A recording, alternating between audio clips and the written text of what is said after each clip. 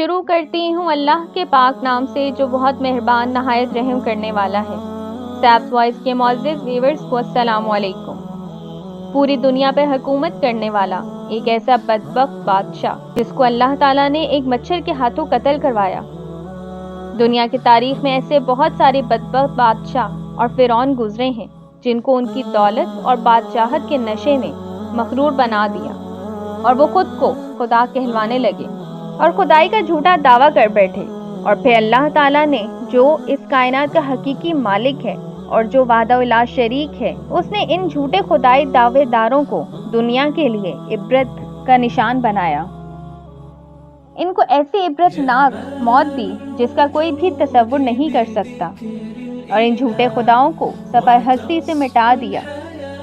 پیارے دوستو، خدائی کا دعویٰ کرنے والے بدبختوں میں سے ایک کا نام نمرود بھی ہے۔ دوستو، نمرود شہر بابل کا حاکم تھا جس نے خدائی کا دعویٰ بھی کیا۔ پیارے دوستو، روایات میں آتا ہے نمرود نے پوری دنیا میں 400 سال حکومت کی۔ یہ بڑا جابر اور ظالم بادشاہ تھا، اور اس کے دور کے اندر بت پرستی عام تھی۔ لوگ اللہ تعالیٰ کی وحدانیت کو چھوڑ کر بتوں کی پوجا کیا کرتے تھے۔ اس دور میں نمرودیوں نے بہت سارے اپنے بت بنائے ہوئے تھے جن کی یہ لوگ پوجا کرتے تھے، اور ادھر نمرود نے بھی خدائی کا دعویٰ کیا ہوا تھا۔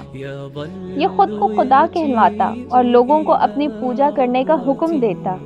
اس بدبخت قوم کی طرف اللہ تعالیٰ نے اپنے پیارے پیغمبر حضرت ابراہیم علیہ السلام کو بھیجا۔ کفر و شرک اور بت پرستی کے اس دور کے اندر حضرت ابراہیم علیہ السلام وہ واحد شخص تھے جو اللہ تعالیٰ کی وحدانیت پہ یقین رکھتے تھے اور بتوں کی بجائے اللہ تعالیٰ کو حقیقی خدا مانتے تھے۔ حضرت ابراہیم علیہ السلام نے جب نمرودی قوم کو بتوں کی پوجا کرتے ہوئے دیکھا تو حضرت ابراہیم علیہ السلام نے نمرودیوں کو اللہ تعالیٰ کی وحدانیت کی طرف بلایا اور ایک خدا کی عبادت کرنے کا حکم دیا۔ لیکن نمرودی قوم ایسی بدبخت قوم تھی کہ اپنے کفر و شرک سے باز نہ آئی اور اس طرح بتوں کی پوجا کرتی رہی۔ ایک دن حضرت ابراہیم علیہ السلام ان کے جھوٹے خداؤں کو جھوٹا ثابت کرنے کے لیے اس مقام پر گئے جہاں پر ان کے تمام بت پڑے ہوئے تھے، تو حضرت ابراہیم علیہ السلام نے ان کے تمام بتوں کو چپکے سے توڑ ڈالا اور اس کا الزام ان کے بڑے بت پر لگا دیا۔ نمرودی جب اپنے عبادت خانے میں واپس آئے تو انہوں نے اپنے تمام خداؤں کو ٹوٹا ہوا دیکھا۔ نمرودی چونکہ جانتے تھے کہ حضرت ابراہیم علیہ السلام ہی وہ واحد شخص ہیں جو بتوں کے خلاف باتیں کرتے ہیں اور بتوں کی بجائے اللہ کی عبادت کرنے کا حکم دیتے ہیں، لہٰذا وہ سمجھ گئے کہ یہ کام حضرت ابراہیم علیہ السلام کا ہے۔ تو نمرودیوں نے حضرت ابراہیم علیہ السلام سے بدلہ لینے کے لیے انہیں قتل کرنے کا منصوبہ بنایا۔ چنانچہ تمام نمرودی نمرود کے پاس حاضر ہوئے اور حضرت ابراہیم علیہ السلام کو سزا دینے کے لیے کہا۔ چنانچہ تمام نمرودیوں کی بات سن کر نمرود نے یہ حکم جاری کیا کہ ایک مقام پر آگ جلائی جائے اور اس کے اندر حضرت ابراہیم علیہ السلام کو ڈال دیا جائے۔ لہٰذا نمرود کے حکم کے مطابق ایسا ہی کیا گیا۔ کئی دنوں تک بہت ساری لکڑیوں کو اکٹھا کیا گیا اور اس میں آگ جلائی گئی، اور پھر حضرت ابراہیم علیہ السلام کو اس آگ کے اندر ڈال دیا گیا۔ لیکن اللہ تعالیٰ نے اس آگ کو حکم دیا کہ وہ آگ حضرت ابراہیم علیہ السلام پر ٹھنڈی اور سلامتی والی ہو گئی۔ حضرت ابراہیم علیہ السلام فرماتے ہیں کہ میں جتنے دن آگ میں رہا اس وقت تک میں اللہ تعالیٰ کی خاص رحمتوں میں تھا، اور اس جیسا سکون پہلے کبھی حاصل نہ ہوا۔ چنانچہ جب حضرت ابراہیم علیہ السلام اس آگ سے باہر تشریف لائے تو اللہ تعالیٰ کے حکم کے مطابق حضرت ابراہیم علیہ السلام نمرودیوں کو ایک بار پھر حق کی دعوت دینے لگے اور اللہ تعالیٰ کی وحدانیت کی طرف بلانے لگے۔ حضرت ابراہیم علیہ السلام نے نمرود کو بارہا سمجھایا اور اپنے کفر و شرک سے باز آنے کا حکم دیا اور اللہ تعالیٰ کی وحدانیت پر ایمان لانے کا حکم دیا، لیکن نمرود نے اللہ تعالیٰ کی وحدانیت کا انکار کیا اور حضرت ابراہیم علیہ السلام سے مناظرہ کرنے لگا اور حضرت ابراہیم علیہ السلام کے سامنے خدائی کا دعویٰ کر دیا۔ نمرود نے حضرت ابراہیم علیہ السلام سے سوال کیا کہ تیرا رب کون ہے؟ تو حضرت ابراہیم علیہ السلام نے ارشاد فرمایا کہ میرا رب وہ ہے جو زندگی اور موت دیتا ہے۔ اس سے نمرود تکبر سے مسکرایا اور کہنے لگا کہ یہ کام تو میں بھی کر سکتا ہوں۔ چنانچہ نمرود نے 2 قیدیوں کو بلایا جن کو سزائے موت ہو چکی تھی ان میں سے ایک قیدی کو نمرود نے آزاد کر دیا اور ایک کو پھانسی لگا دی۔ اور اس طرح نمرود حضرت ابراہیم علیہ السلام سے کہنے لگا، دیکھو، ایک کو میں نے زندگی دے دی اور ایک کو میں نے موت۔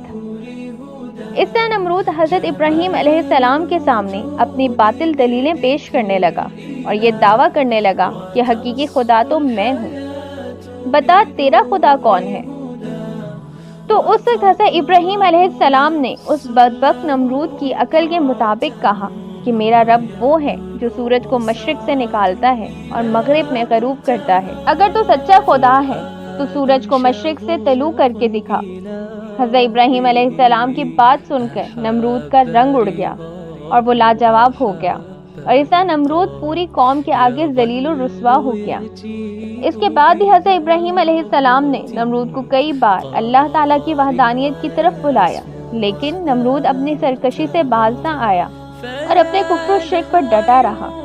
چنانچہ حضرت ابراہیم علیہ السلام کی بار بار دعوت حق دینے سے نمرود تنگ آ گیا، اور تنگ آ کے حضرت ابراہیم علیہ السلام سے کہنے لگا کہ اگر تیرا خدا سچا ہے تو اسے بول کہ اپنی فوج بھیجے اور میرے ساتھ جنگ کرے۔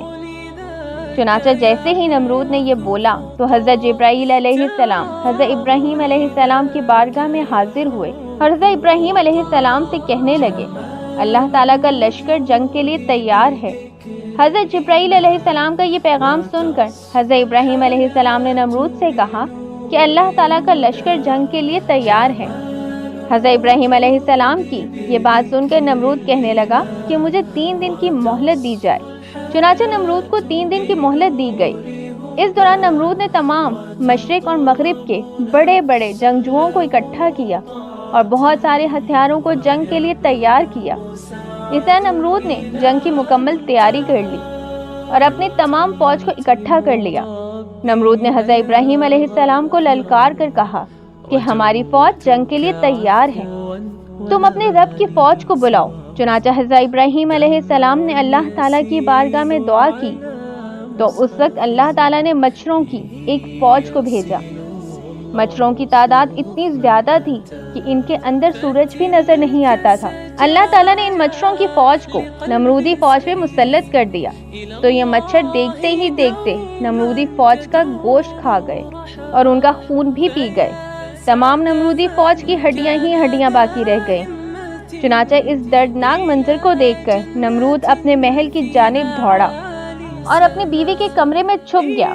اسی دوران ایک لنگڑا مچھر نمرود کے محل میں داخل ہوا تو نمرود نے اپنی بیوی سے کہا، اس مخلوق نے تمام فوج کو ہلاک کر دیا ہے۔ چنانچہ اسی گفتگو کے دوران وہ لنگڑا مچھر اللہ تعالیٰ کے حکم سے نمرود کی ناک میں داخل ہو گیا اور نمرود کے دماغ کو چاٹنے لگا۔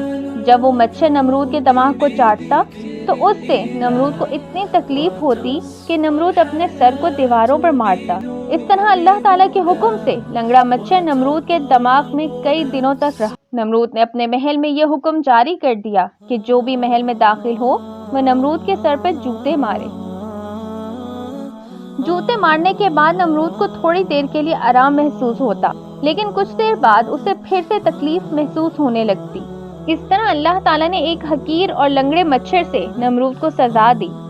یہ تکلیف کی وجہ سے اپنے سر کو سلاخوں پہ پیٹتا رہتا، یہاں تک کہ اللہ تعالیٰ نے نمرود کو عبرتناک موت دی اور اسے رہتی دنیا تک عبرت کا نشان بنایا۔